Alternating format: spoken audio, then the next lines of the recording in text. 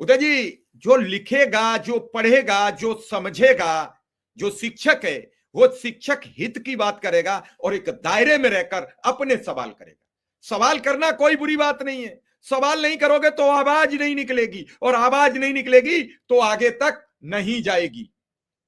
हर चीज की हर वक्त जरूरत है, और इस जरूरत पर जब हम चर्चा करते हैं, जब हम गंभीर होते हैं, तो बहुत कुछ बदलता नजर आता है।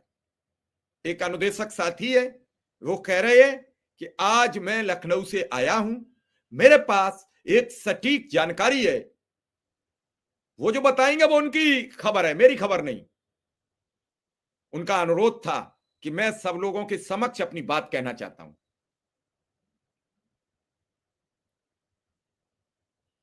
पंकज तिवारी जी, कोई नेताओं की फौज नहीं हो गई। मेरे सामने नेता आते नहीं, मेरे सामने नेता लोग आगे पीछे इधर उधर होते हैं कि जवाब देंगे तो फिर ये बहुत दुष्ट व्यक्ति है, मुझसे सवाल करेगा, और सवाल करेगा तो खींचेगा, और खींचेगा तो मुझे बताना पड़ेगा। इसलिए कई नेता मुझसे अभी इस समय नाराज भी चल रहे हैं, लेकिन मैं किसी से नाराज नहीं होता हूं, मैं प्रसन्न रहता हूं।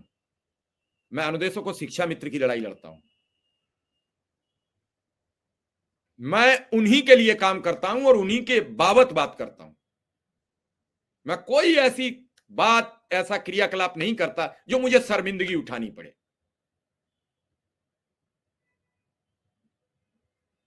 हमारे साथ अनुदेशक संघ की नेता स्मृति जी आ गई हैं, बड़ी तेज तर्रार बातचीत रखती हैं, लेकिन स्मृति जी, शिक्षा मित्र अनुदेशक को रोज खबरें मिल रही हैं, अखबारों में खबरें छप रही हैं।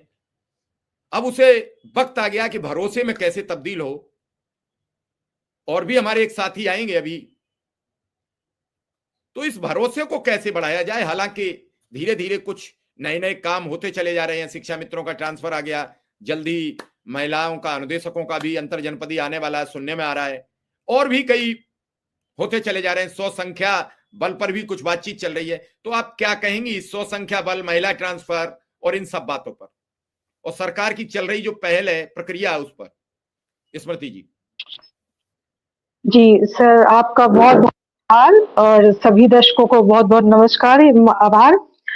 जी सर, अभी जो भी इसके पहले बैठक और वार्ता हुई है और सभी पर सहमति बन गई है, वो जल्द ही आएंगे, ये हम सभी सुन रहे हैं। और ये चीज हम हमेशा कहते हैं, जब भी कोई बड़ा कार्य होता है तो उसमें समय लगता है। और इतना बड़ा पूरे देश में सबसे बड़ा प्रदेश है उत्तर प्रदेश, और इस समय उत्तर प्रदेश में महाकुंभ की तैयारी चल रही है। पूरी विश्व का मेहमान नवाजी का समय है, जो कि उत्तर प्रदेश मतलब इसका सारा कार्यक्रम कर रहा है। इतनी व्यस्तता है, शासन प्रशासन यहाँ पर लगा हुआ है। इतने बड़े आयोजन और इतने बड़े काम के आगे इस समय जो सच्चाई है, हमारा जो कार्य है वो अभी छोटा है। लेकिन ये नहीं कि ये नहीं होगा, होगा, बस इसी सारी व्यस्तता के कारण थोड़ा विलंब लग रहा है। और जैसे कि अभी हम सभी जान रहे हैं कि 21 जनवरी को महाकुंभ के अवसर पर प्रयागराज में ही कैबिनेट की बैठक होनी है, और उसी बैठक में हमारे जो भी जिस चीज का हम सभी को बेसब्री से इंतजार है, उसकी घोषणा उसमें होगी। और जितने भी लोग इन सब खबरों से अभी थोड़ा सा विचलित हैं, कुछ लोगों के मन में असंतोष है, तो उनसे हम यही निवेदन करेंगे, अपना ये असंतोष अब छोड़ दें और थोड़ा सा और धैर्य रखें। जिस तरह से आपने 10 साल 11 साल अपने धैर्य का परिचय दिया है, और इतने संघर्षों के बाद आज हमारा संघर्ष इस मुकाम पर पहुंचा है कि अब हमें कुछ हासिल होने वाला है, तो अपनी ये थोड़ी सी नकारात्मकता और ये उतावलेपन से काम ना बिगाड़े, तो धैर्य रखें और सभी की सारी समस्याएं दूर होंगी।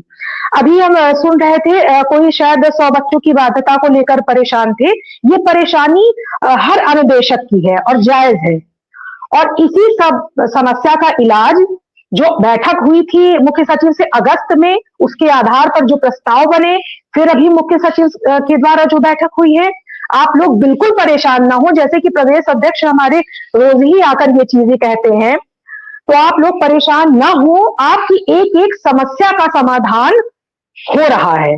बस ये है कि रिजल्ट अभी नहीं आ पा रहा है सामने, और रिजल्ट मतलब शासनादेश, और शासनादेश तैयार है, बना हुआ है, लेकिन आप जान